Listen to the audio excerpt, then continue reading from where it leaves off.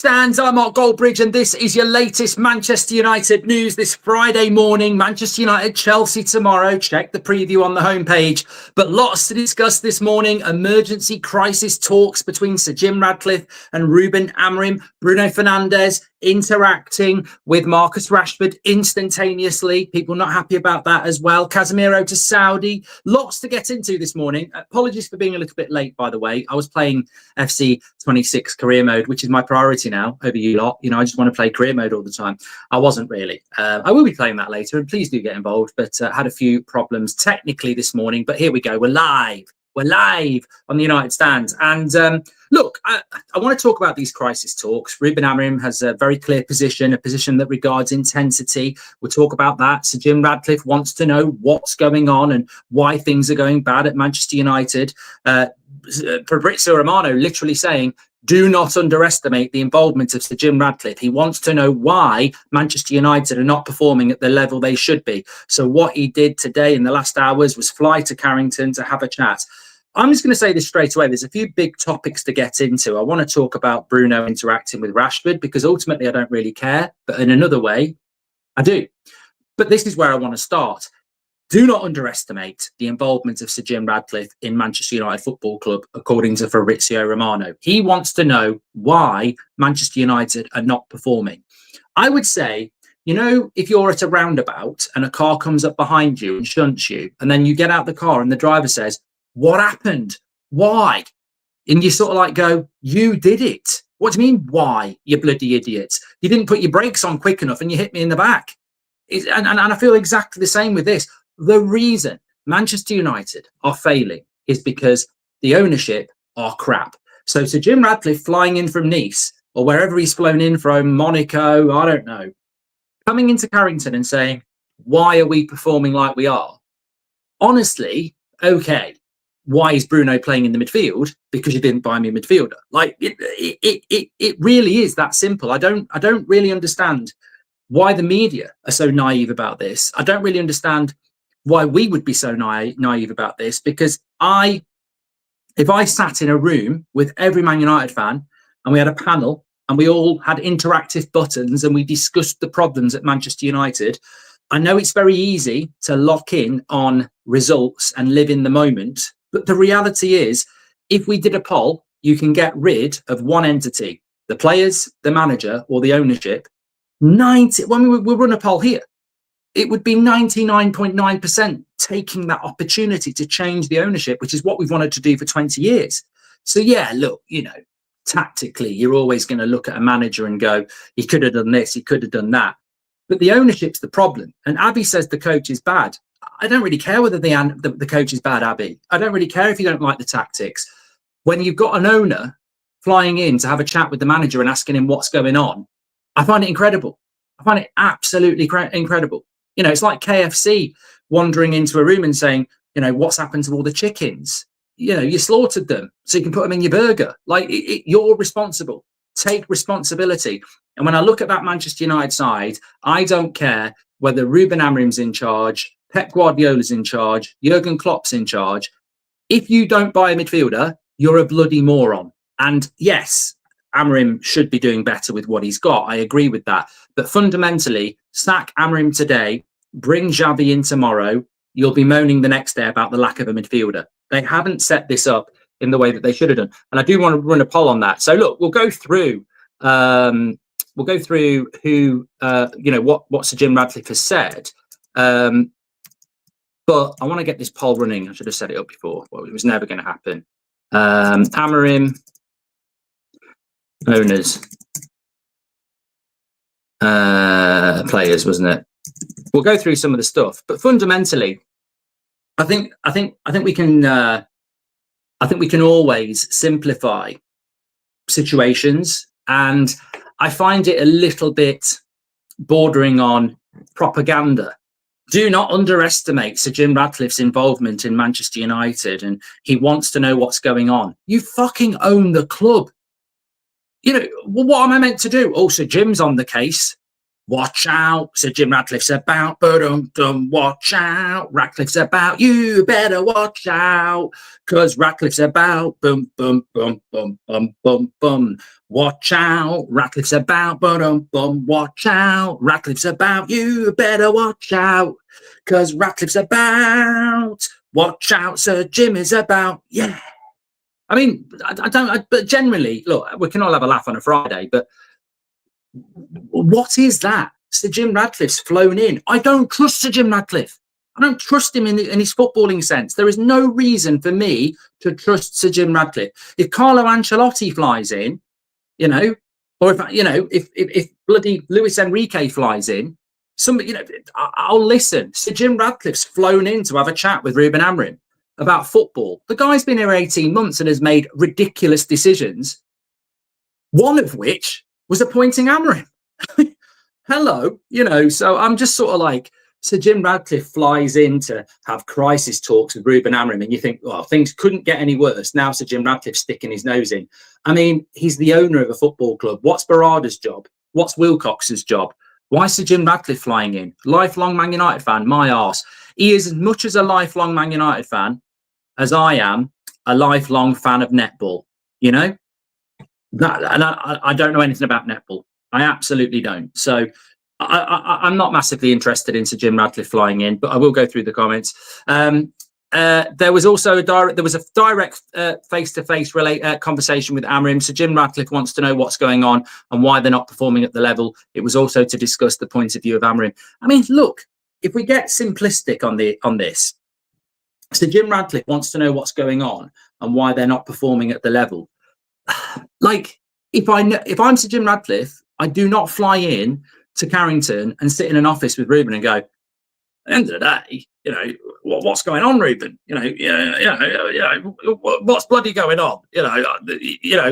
You've met, relax, Jim. Now you're going to get angry, Sir Jim. What's going on?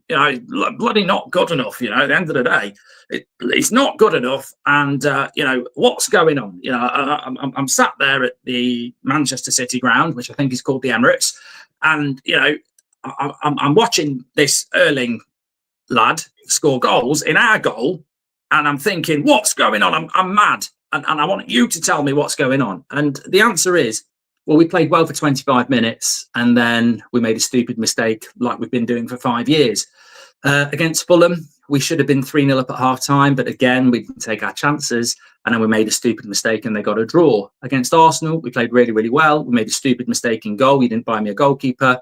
And against Burnley, we won the game by scraping through. We should have been 4-0 up at half-time. Again, we didn't take our chances and we made hard work of it through lack of concentration. So what's going on, Sir Jim, is exactly what was going on when you bought the club, and I would have thought you'd have done your due diligence. The big problem at this football club is a lack of accountability, a lack of concentration, wasters, and it's about changing the mentality, which is very difficult when you don't actually give me everything I need. Oh, well, I'll jump in there, Ruben. I will jump in there because I've spent £200 million.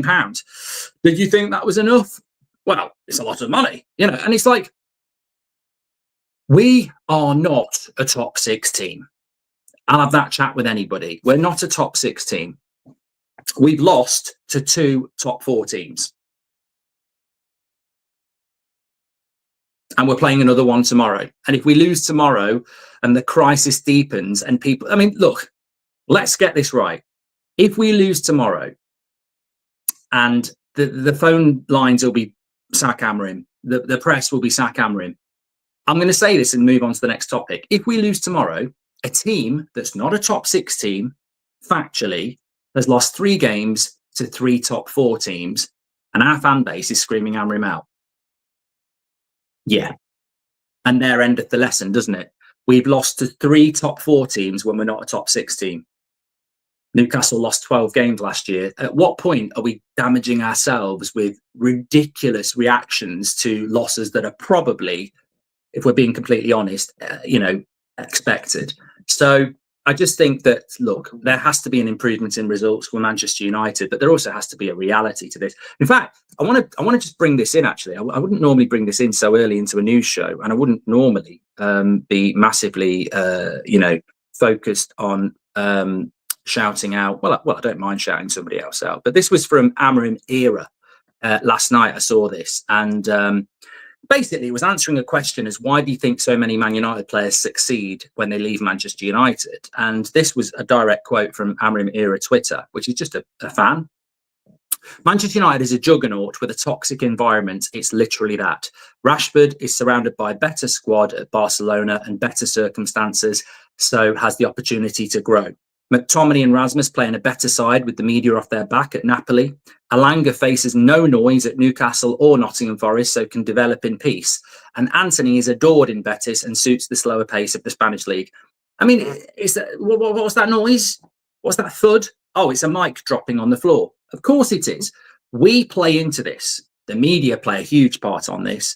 Manchester United will never get left alone. There is so much scrutiny on, people as soon as they come in. Sesko's already got a derogatory nickname. Agate had one before he even kicked a ball. Dorgu was judged as a 20-year-old coming in halfway through a season. We do not give anybody any time. And as self-reflection, we have to look at that as well.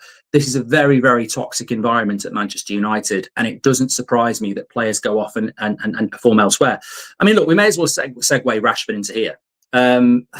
Just on the Marcus Rashford stuff, I couldn't be happier. It was a brilliant goal, the second goal. And he took the first goal well. I couldn't be happier because the better he plays, the more likely we will remove him and his wage bill from Manchester United. That relationship between Manchester United and Marcus Rashford had come to an end. And what I find hilarious is that you get the fan, and we know what they are. We can come up with names for them. We won't do that. You get the fan who, when Rashford's doing well, are saying, bring him back. And you sort of go, those people really should be put in a room to argue with themselves because they don't help the club. Like, Rashford should not be coming back to Manchester United because we all saw what happened with Marcus Rashford, Belfast, lack of effort on the pitch, lack of focus. Those things happened. You can't rewrite history. Just because he's doing well at Barcelona doesn't mean you ignore what he was doing at Manchester United. Huge issues, of which we only know half. So Marcus Rashford's relationship with Manchester United was ridiculously toxic, and a lot of that was down to him. It wasn't Man United stood at Carrington when he drove in going, don't turn up for training, go out on the piss in Belfast. He contributed to that himself. The toxic environment didn't help, but he has to take responsibility for that. He himself said last Christmas, I need a new challenge. What makes people think Marcus Rashford wants to come back to Manchester United? Why do you get on your hands and knees and beg for Rashford to come back to Man United when he probably wouldn't want to come back? Like, at what point do you actually start supporting your club over players that missed the boat and didn't take the opportunity? I said when Rashford went to Barcelona, and some people said they really hope he fails, which I think is self-destructive. I said when he went to Barcelona, I really hope he does well. I really hope he finds peace. I really hope he finds a platform where he can display his talents. And I would expect him to do that at Barcelona because you're playing in one of the best teams in the league by a very long way.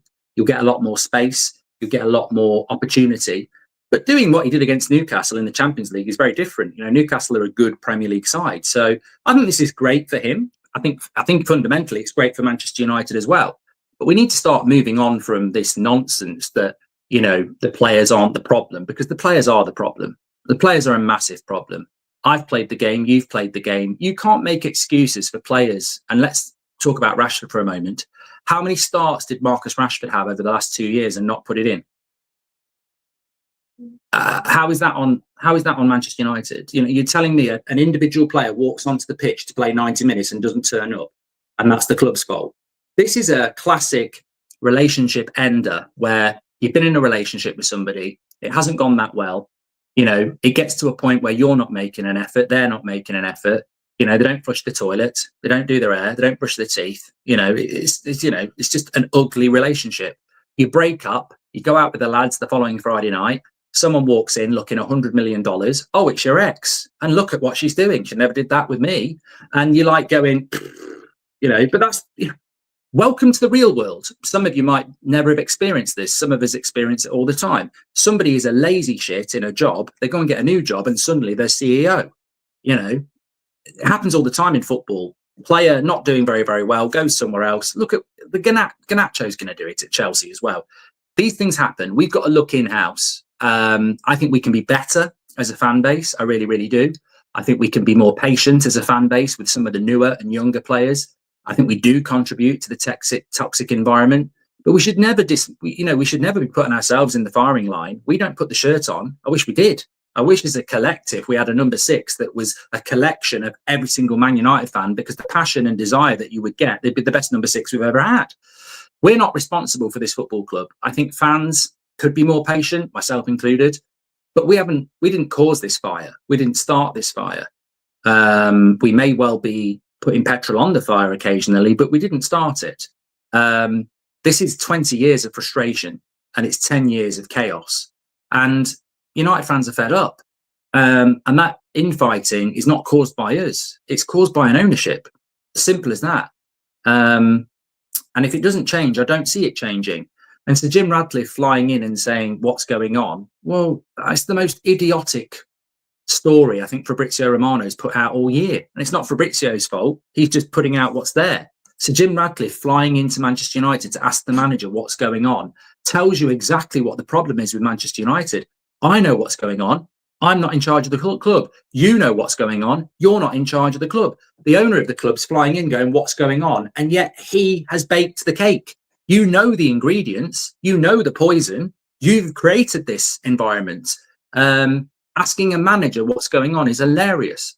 As for Bruno Fernandes, let me just get this right, because I don't want to get this wrong. So a little bit of kickback last night against Bruno again. I mean, he's had an interesting week. He's obviously got a lot of time on his hands because we're not in the Champions League, because he played shit in the Europa League final. But he started the week by liking Jadon Sancho's post in a Villa shirt. And then he instantly got onto socials last night, posting Marcus Rashford's goal against Newcastle and saying, if you're not taking risks, you're doing something wrong. In a way, I feel it needs to stop.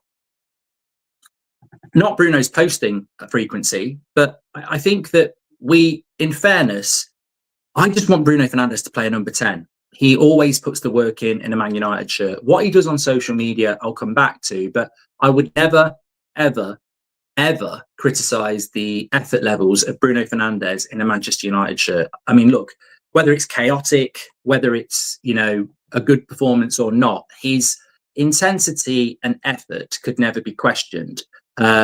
Discipline, maybe.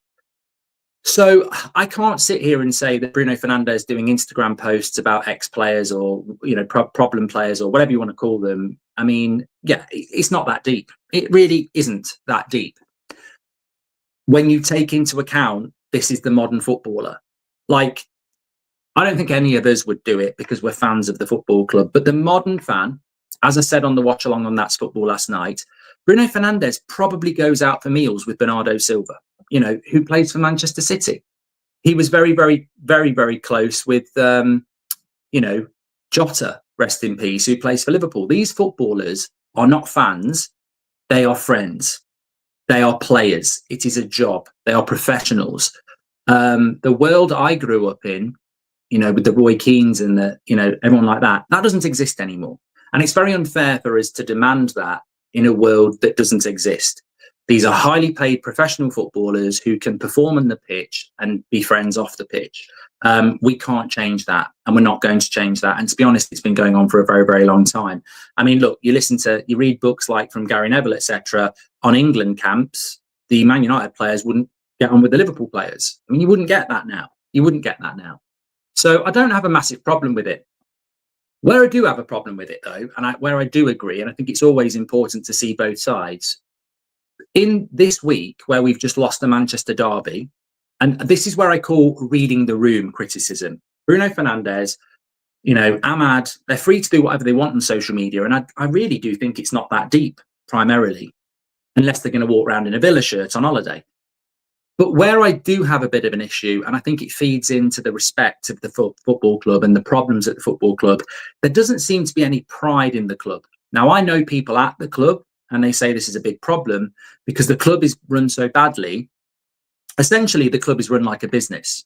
So you get a business approach. If you go to work tomorrow and everything is very robotic and business-like, You'll do your job, you go home, I'm not really in love with my job. If you go to work and you're treated like you're part of a team and you're trying to build something together, you're probably going to be put more effort in. Manchester United is described as a business. You go in, you see people you get on with, they're sacked tomorrow. You go in, you're treated like a number. This has been going on at Man United for years. If you could get honest reaction from every player, they would tell you the way the club's run is horrible. You know, you don't feel that connection towards it. So if players in their private lives are on social media, I'm not surprised. The culture at the football club's not good enough. I think this is something they're trying to change, but you can't expect players to live, breathe and die Manchester United like we do when they're behind the scenes seeing how the club's being run. That connection isn't there. But I also think on a week where you've lost the Manchester derby and you're the captain of the club, it does display a complete and utter lack of relationship with the club you're meant to be captaining and the fans that support you when you are liking Jadon Sancho posts and posting about Marcus Rashford. Now, some United fans will be very happy about that, but some Man United fans won't be. And I think as the captain of the club, to be so out of touch that you think posting positive stuff about Jadon Sancho and Marcus Rashford is a good thing, it isn't that deep, but it does just show you that's the captain of Manchester United and he's totally out of touch with what the fans think. Is that arrogance? Is it naivety? Is it just the way the club's being run? I don't know. I don't see it as that deep.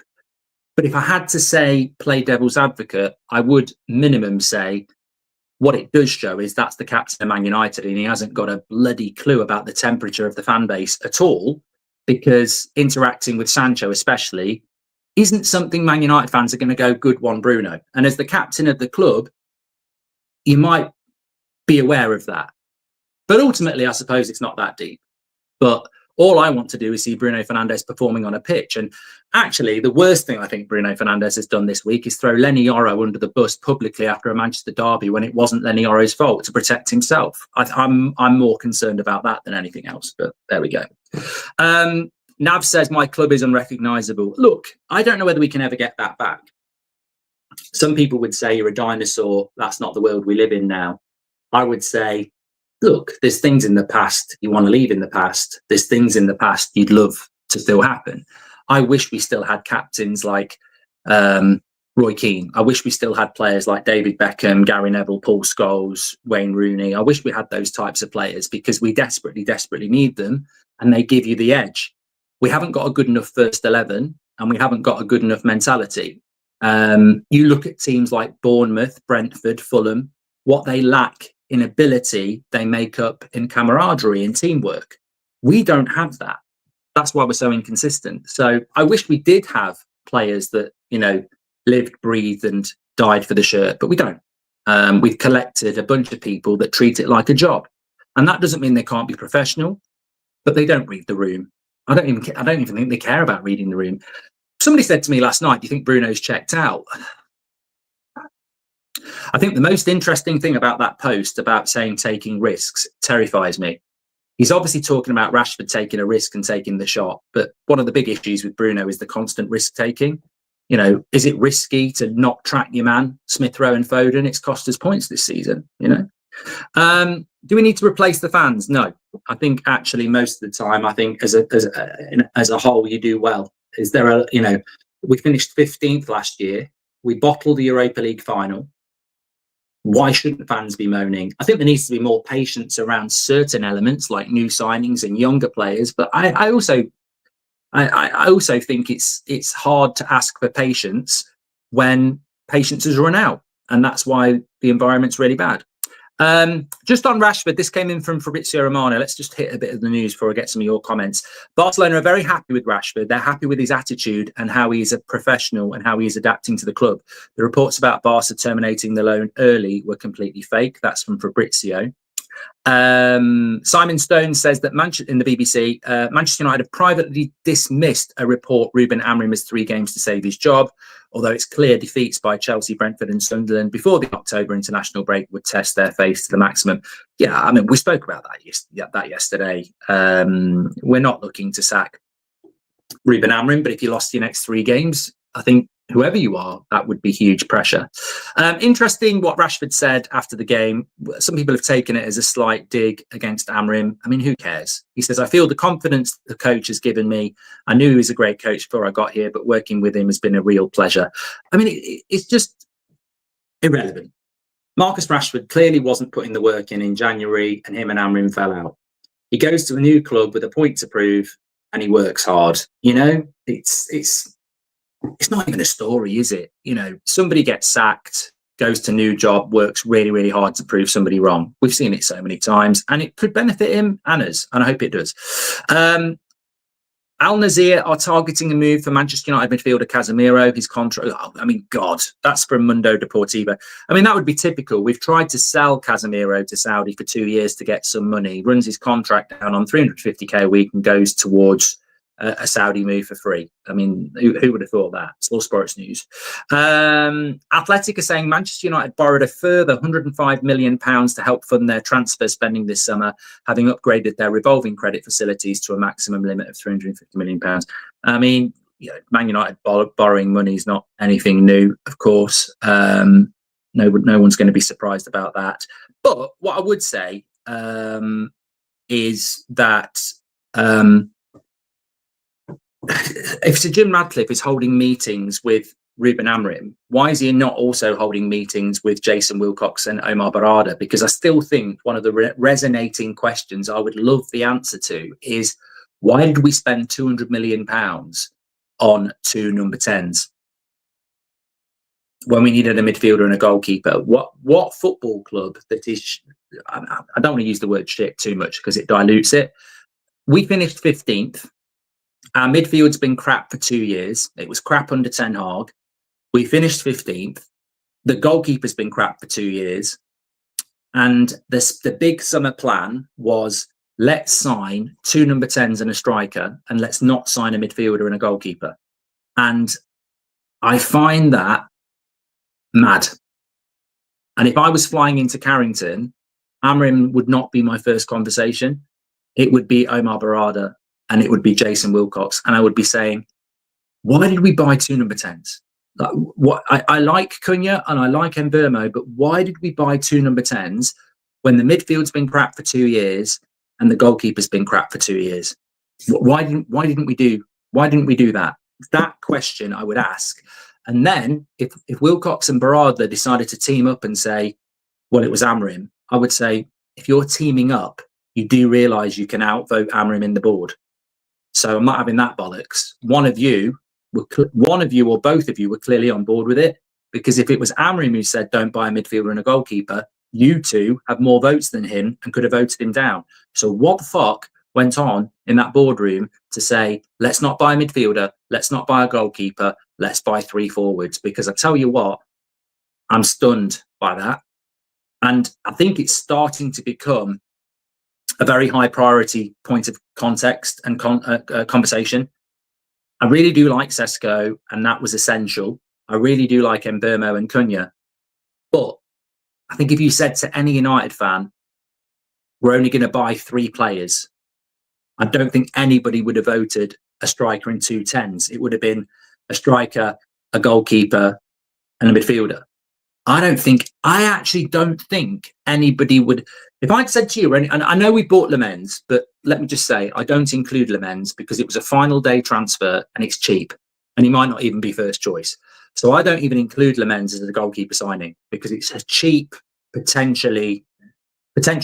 So the 3 big signings we made were Sesko, Mbeumo and Cunha. And I guarantee, and I haven't got the evidence, I haven't got the data. If I'd said to you, we're only going to sign 3 players, but we're going to spend £200 million, nobody would have said striker and 2 10s. I don't even think a 10 would have been on it. I think it would have been striker, midfielder and goalkeeper. That's what I think everybody would have done. So I think it's coming to the forefront now that people are going, £200 million is a lot of money to spend, but to get a striker and 2 number 10s and not get a goalkeeper and a midfielder, when you look at the context of the season and you look at the goals we've conceded, a top-class goalkeeper, I mean, look at that save Donnarumma made against Mbeumo. That's a goal, by the way. yeah, that's the big question. I find that appalling, if I'm being completely honest. Let me just pop into some of your comments here. I'm going to come back to that poll in a moment as well. We have got an Amorim press conference today. We'll be reacting to that around sort of 1:45, and we have got an 8 o'clock show tonight as well. Terry's going to cover that Friday Night Live, because I'm going to be Bundesliga bridge on That's Football tonight. We've got a general watch along, which everybody can watch. But if you're in England and Ireland, we've got the actual game. So check that out. But very excited about tonight's game, because Stiller, who I've bought in my career mode, but it's the first 90 minutes I'll get to watch Stiller, because it's Stuttgart tonight. So I'm looking forward to that. Slovenian Don says, how much blame would you put on the fans for not following through with the protests and not running the Glazers out of the club? I think we should always blame ourselves, and I include myself in that, and you should include yourself in that. I think when we say fans, we're a collective. Even though we've traditionally been very divided, I think we're a collective. I think if you've got somebody screaming and shouting outside Old Trafford to sack the manager, that might be one fan's view, but it reflects on all of us. On the other side, if you've got somebody saying the Ineos are doing a great job, that reflects on all of us. We're one fan group, even though we have different opinions. Have we failed? Yes. I was having this conversation yesterday. I don't remember whether it was on this channel or not, but there is no such thing as cycles in football. There's no such thing as the footballing gods going, right, I've had enough of Liverpool being good. Now it's Man United's turn. Liverpool were terrible for very many years. They replaced their owners, and now they're very good because they're well run. Manchester United are terrible, and we're terrible because we're run badly. So I look at Liverpool, they just have an ability at Liverpool Football Club, and I don't know why. I mean, you can look at, foreign clubs and say, they'd get rid of that owner, they'd get rid of that owner. We just seem to be one of the weirdest football clubs in world football. We're a club that everybody talks about, but we've got literally no power. And I've never really got my head around that. Everybody talks about us. So if we got games cancelled and we targeted brands and, boycotted them, it would be front page news. So we've got all the eyes and ears on this club to make a change, but then we have an inability as a fan base to come together. I don't blame the fans for not getting rid of the Glazers, because I don't think we're capable of doing it. But I actually do think Liverpool have the capability of doing it. They just have something about their fan base. Anfield would never get knocked down, by the way. Old Trafford will. And some people will applaud it. Some people are on board with it. Anfield, they bloody chain themselves all the way around it 100 times, and no bulldozer would get in. We're just, I don't know, Liverpool and Man United are so similar, and yet we're so far apart in relation to getting things done. And I don't know why. And I think we have to collectively, as a fan base, blame ourselves. But yeah, we're just, it's impossible. It's impossible. Mark, our midfield has been crap since Sir Alex left. We had Fellaini, for God's sake. I think the midfield issue has been a problem for 20 years, Sun Sim. I think since Roy Keane left, we never really solved it. Carrick came in, but we never had, even with Sir Alex, we never had any depth in the midfield. I mean, he used to play Anderson and Cleverley. So it's basically since 2005, our midfield's been shit. The truth is the players don't play for each other, says Skippy. Simply Red said Rashford got some goals in the Premier League, Rasmus in 3 games, and Amorim played Rasmus all season. Rashford wasn't motivated, but Rupert didn't even try, so Simply Red. Sir Jim reminds me of my old boss, demanding results when he doesn't provide, and he's out of touch of reality. Infuriating that such people are in charge, says Majid. Wait, this was Bruno. Dear God, Mark, it hurts more every day. What will help this club, says Get to Hyper. Amorim is the problem. Look at Barcelona. Hansi changed it, says Kamaj. Okay, so we're back to comparing completely incomparable things again. I mean, we may as well say, look at what Thomas Frank's doing at Spurs. I mean, in my opinion, it's just an absolute irrelevance to compare Man United's situation to any other football club. Amorim never gave nor wanted to give Rashford a chance, as Simply Read. Yeah, you've had your say. Have you ever thought about going on pitch side, says James? No. Should we really blame an ownership that spent £200 million, says Kai? Yes, I've just explained why, because they decided to spend it on the wrong areas. And also, with all due respect, Kai, I think you'd be in the minority of one if somebody said at the start of the summer, £200 million on this team is enough. I think most of us said between £500 million and £1 billion to build a team that Amorim's system can work with. £200 million for a team that finished where we finished. Oh God, yeah, well, we should be winning the league, mate. Default 66 says, since Ineos took over 18 months ago, we are the second top club in world football for top net spenders. Why can't we expect 5th place? Please explain. Because it's been spent shit. Default 66. And also, who talks about net spend anymore? Net spend is irrelevant. Like, net spend actually, it doesn't. What does that mean? Well, net spend has got no correlation between success on the football pitch. Because I could have a brilliant net spend and still buy a load of shit and sell good players. I could sell all my good players and replace them with shit and have a great net spend. So Nick P says, Rashford did well in one game. That second goal goes over the bar and suddenly he's back to United. Wasteful Rashford taking shots and not passing, says Nick P. Soy says, another YouTuber showed in a reel that every day of this Champions Week, Manchester United was criticised by pundits and Rashford was praised in all social media. Like, look, United, says Soy. Our new culture is stubbornness, stubborn owners, stubborn players, stubborn managers, stubbornness fans, says Keel. Shane O'Hare, welcome to the Members Club. Thanks for getting your badge in and supporting the channel. Bruno in the midfield because Amorim not Sir Jim, says Andrew. Yeah, I literally said that at the start of the show, mate. It's one thing. But if you blame Amorim for Man United's position because he's putting Bruno in the midfield over everything Ineos and Sir Jim Ratcliffe's done, then you're welcome to having this ownership. Why doesn't Amorim rotate the 2 10s into Bruno's position in midfield? It would add more diversity, says Name. As much as I think Amorim should be doing better, if we're all honest, he's another manager set up to fail, says Ben. I agree. There's not one person above Amorim that understands football. They all think we invested heavily this summer. Why they're not performing? It's scary, says Nick P. You know what? Across the summer, I purposely never said much about Wilcox or Barada because I wanted to believe in them. But I think the jury is out.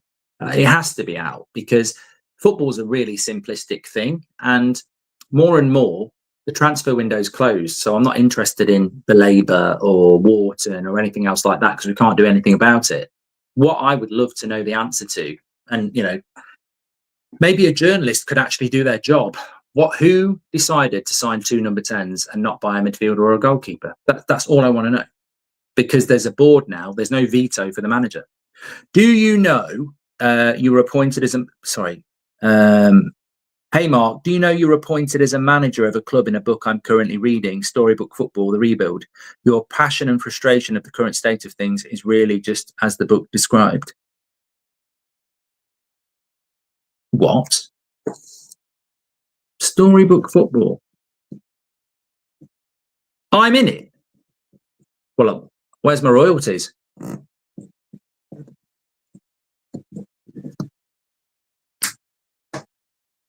Thank you, Brian. All jokes aside, you lot got to keep Ruben, says Nelso. Mark should be in British Got Talent, says so. Even good ownership can't every decision right, says Kai. So Jim would hire an electrician to fix a broken toilet and then wonder why it's still leaking. Maybe he just keeps hiring the wrong people and needs to take accountability. You know what, actually, just to go back to that, if you've tuned in a little bit late, we've had this stuff coming in from Sir Jim Ratcliffe. He flew into Carrington training ground for a series of meetings, including one with Amorim. His visit to Carrington was long planned and included time with Amorim. However, the team's form was on the agenda and Ratcliffe was seeking to work through some of the issues that Ruben Amorim is facing. Look, let me just go back to this. We've said it so many times, and I'd love to get your opinions on it, but I've said this so many times. If Sir Jim Ratcliffe is perplexed or confused or struggling to understand what's going on, and he needs to have a meeting with Ruben Amorim about it, at the very, very, very simple level, it shows exactly what I and many of you are scared about. He doesn't know what he's doing, and the people around him don't know what they're doing. I don't need to have a meeting with Ruben Amorim to discuss what's going on. I can have a meeting with Ruben Amorim to understand how he's feeling and what I can do to help him, but I don't need a meeting to find out what's going wrong. Because if I need that meeting, I shouldn't be in charge of Manchester United in the first place, because I could ask you lot what's going wrong at Manchester United and you would list at least 50 things. 50. Some of them would be broad, some of them would be, very, very, very, focused in. Like some of you would say sell Luke Shaw. Some of you would say we need to, change the CEO. Some of us would say, you know, we need to change the ownership. If Sir Jim Ratcliffe is asking Ruben Amorim what's wrong, like, it's scary that there's no self-reflection, because so many of you said it. We said it when we appointed Ruben Amorim. I never would have thought about appointing a manager that plays a 3-4-3. Never would have thought it. And when we did it, I was sort of like, he's a really exciting manager. I love the way Sporting play. This is a complete another utter 180 for United. But if I think that, and you think that, then the ownership, Jason Wilcox, Omar Barada, they must have sat in a room and gone, this is a complete change of direction. Like, this is like being a night worker and starting a job working 8 till 4 in the day. You know, this is going to be a massive change for us, huge change. And we're going to have to put a lot of things in place for it. And it's going to take time to work. And we're going to need patience. And we're going to need to lead from the front. And we're going to need to communicate. And we're going to need to spend a lot of money. They've failed on absolutely every element of that. They don't communicate. They've just taken a manager who was a good manager and gone, this will work. £200 million plus Dorgu. So what? £225 million in his first year is shit. To be honest, it's absolute shit. And when you break it down, 2 number 10s, a striker, a left back, and a young goalkeeper is not, it wouldn't have been good enough a year ago, and it's not good enough now. So if Sir Jim Ratcliffe's struggling to know what's going wrong, well, you basically took a club that's set up to play counter-attacking 4-3-3, and we did need to change that. But you basically ripped that all up, thrown it in the bin, and gone, let's start again. But then you've gone to start again with a very, very small amount of money. You know, you need 2 midfielders, you need 2 strikers, you need 3 wing backs, you need another left-footed centre back, you need a goalkeeper. We haven't touched the sides on what's needed. And look, if Ruben Amorim ends up getting the sack, there'll be a lot of people saying, what a terrible coach, what a terrible coach. There'll also be a lot of people saying, what a terrible appointment. If you didn't understand the enormity of what that appointment meant, why did you do it in the first place? Because I'm telling you now, I watched Man United with Ten Hag in a 4-3-3, and our midfield was non-existent. You may as well have got Casper the Ghost and his brother to play in midfield. It just wasn't there. To bring in a new manager and ignore that area of the pitch is shocking. And even if we'd brought in a manager that could play 4-3-3, we'd have to have bought a midfielder. So I think that if Sir Jim Ratcliffe is perplexed, it's even more scary that we've got owners that can't see their own failings. Can I ask something depressing? What happens if Amorim gets the midfield he wants, gets rid of the old players, but it still doesn't work, says St. Jimmy? But at least he'd been given the opportunity. Why are we overreacting? We're always going to lose to City and Arsenal. Stop the drama. The season just started, says Rios. I wish we could reset, Rios. I wish we could go back to the start of the season, the night before we played Arsenal, and everybody said, whatever happens, we've got to back the manager. And if it goes wrong, it'll be on the owners for not getting the players we needed. And I said, that's all fine and well before a ball's been kicked. But as soon as the ball's been kicked and the media pile in, the fan base will go on the manager as well. And that's where we are. So Jim Ratcliffe coming in for crisis talk seems pre-formative. If I had invested billions into something that was underperforming so publicly, I can guarantee you I'd be being updated daily on the issues, says Patrick. Nelso says, love from Kansas City. Ms. Rory, keep the win, Amorim, says Nelso. And Pete Jones says, call me crazy, but did anyone hear at the Napoli game last night, them or some fans chanting Ruben Amorim? I didn't have the noise on, Pete, but some people were saying that. Marla, I think I've read it now. We have the cash to buy 2 centre midfields in January. It's a must. Why didn't we buy them in the summer then? Do you think we will get top 15, says Chick in Curry? I think we'll be in the top 10. Liverpool couldn't get rid of Hicks and Gillette, says Paul Cassidy. Well, they did. Quick thoughts about Rashford's performance, says RC. And Ineos talk about a long-time plan, but when they gave Amorim the job, they chose not to change the formation in the youth teams. We will never get back to the top if our leaders don't fully commit, says Marlowe. Very good point. So Jim should be manager, 4-4-2, Calvert-Lewin up top, says One Inch Wonder. Would you rather Cunha or Mbeumo to go to our rivals, says Kai? I mean, look, I'm not going to make that choice now. We've bought both players and I like them both, but we shouldn't have bought 2 number 10s when we needed a midfielder and a goalkeeper. If Big Jim said Amorim stays all season, if we go down, so be it. But the players are stuck with this guy. Give Amorim power. Player power is toxic, says Skippy. Thank you very much for that. Okay, let me have a quick look here because somebody just said there's something else coming in.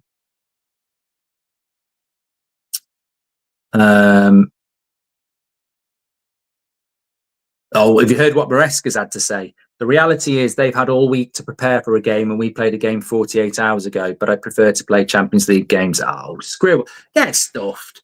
We're not, get out. Absolute prat. I mean, what an idiotic thing to say. The Champions League has been going on for over 20 years. If you qualify for the Champions League, you play at the weekend. You know, mind games, tosser. Also said he's got great respect for Amorim. I followed his work since Sporting. At the start of the project, struggles can happen, but I have no doubt about his quality. No, actually, I take that back. He's nice. Yeah, look, mind games, I would say, trying to, put the pressure onto us, but we're already under pressure. We're already under massive pressure. We've got to get a result tomorrow. I personally think we will get a result tomorrow. I've gone for a win on win, lose or draw. Check that out. That's football. Me and Robbie do Premier League predictions, but I've gone with a win, but I think we'll get a result. But you know what I can't deal with tomorrow? And I would advise for your own sanity, you don't watch the watch along tomorrow. If I see tomorrow a Bienda mistake or Bruno loses man, I don't really know what I'll do. And I won't be responsible for my actions. I can't live with another Manchester United game where we concede goals because of things we already knew in the summer.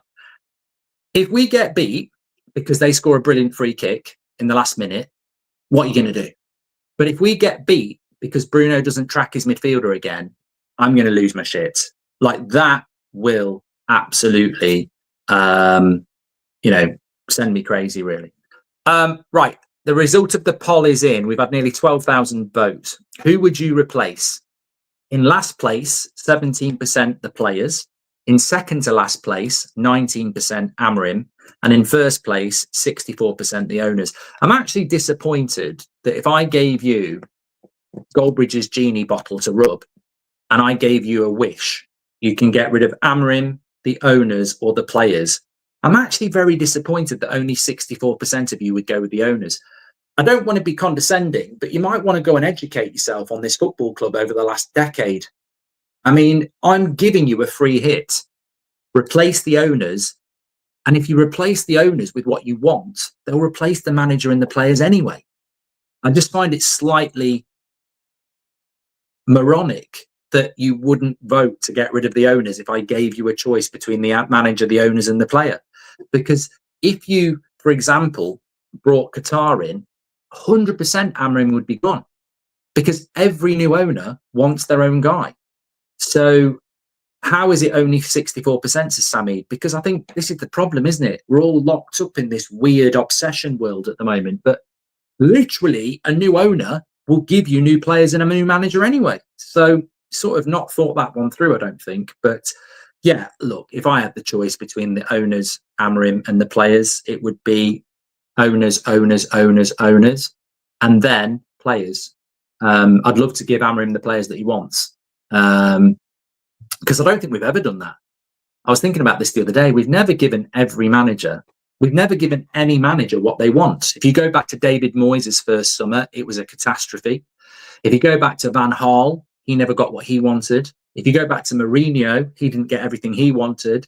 If you go to Ollie, he didn't get everything he wanted. I mean, people like Van der Beek, etc. If you go to Ten Hag, didn't get everything he wanted that first summer, and obviously Amorim as well. So look, we can individualize it, or we can take the collective and say that look, a lot of money has been spent, and I think this is where people go wrong.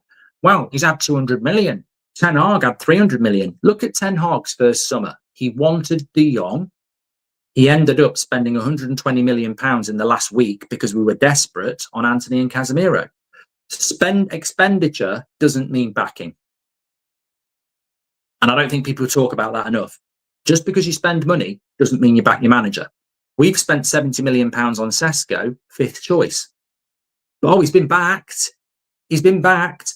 We spent £60 million on Casemiro. Wasn't even the fourth choice. Oh, but he's been backed. And expenditure doesn't mean backing all the time. It's about where you get your, priority players in. And no manager at Man United has been backed in the Glazer era. Even Sir Alex Ferguson wasn't backed. He never really got what he wanted either. The Glazers spend money, but they don't always get the players that the manager wants. Thanks everyone for watching. We are back for the press conference. We're back about 1:30. Will be very interesting to see what Ruben Amorim's got to say. I mean, predictions of the questions he'll get asked today. I would say 90% of the questions he gets asked today will be about Rashford and Garnacho. And you know I'm right. Total waste of time. Doesn't help us as a football club because Garnacho plays for Chelsea and Rashford plays for Barcelona. But I guarantee you 90% of the questions today will be about Garnacho and Rashford, because that's the modern media looking to cause trouble instead of actually the question I want in the press conference. And let me know, get in the comments if you're not watching live. What question would you ask Amorim if you could? And it can't be toxic and it can't be abusive. This is the question I would ask Ruben Amorim. We've had 4 Premier League games this season, and every single game that Bruno's played in the midfield has cost Manchester United points in one way or another. He gave the corner up against Arsenal. He didn't mark Smith Rowe against Fulham. He wasn't marking the Burnley player for the second goal, and he didn't mark Foden for the first goal. 99% of the fan base don't want to see Bruno Fernandes in the midfield. You keep putting him in the midfield, and it keeps costing us goals. Why do you think this is going to work? And everybody else is wrong. Boom, leave it. Thanks everyone for watching. We'll speak to you all in a bit. Lots to get involved with today. Don't forget Bundesliga Bridge later. Still a watch along. Press conference at about 2 o'clock, 8 o'clock show here, and then the whole Premier League weekend plays out tomorrow. Take care, everyone. Stay safe. I'll speak to you on the next one.